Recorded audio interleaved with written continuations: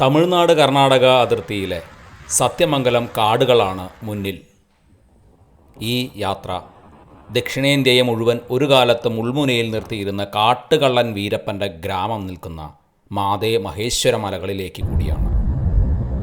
അതിനിടയിൽ മേട്ടൂർ ഡാമിൻ്റെ തീരത്ത് മൂളക്കാട് എന്ന ഗ്രാമത്തിൽ ഒരു കാഴ്ചയുണ്ട്. ഏകദേശം 20 വർഷത്തെ നിരന്തര ശ്രമത്തിനൊടുവിൽ 3 സംസ്ഥാന സർക്കാരുകളുടെ ആത്മാഭിമാനം തിരിച്ചു കിട്ടിയ ദിവസം 2004 ഒക്ടോബർ 18. ഓപ്പറേഷൻ കൊക്കൂൺ എന്ന് പേരിട്ട ഒരു നീക്കത്തിലൂടെ ശങ്കർ ബിദാരി, കെ വിജയകുമാർ എന്നീ 2 ഓഫീസർമാരുടെ നേതൃത്വത്തിൽ വീരപ്പനെ പപ്പാരപ്പെട്ടി എന്ന ഗ്രാമത്തിൽ വെച്ച് STF വെടിവെച്ചു കൊന്നു.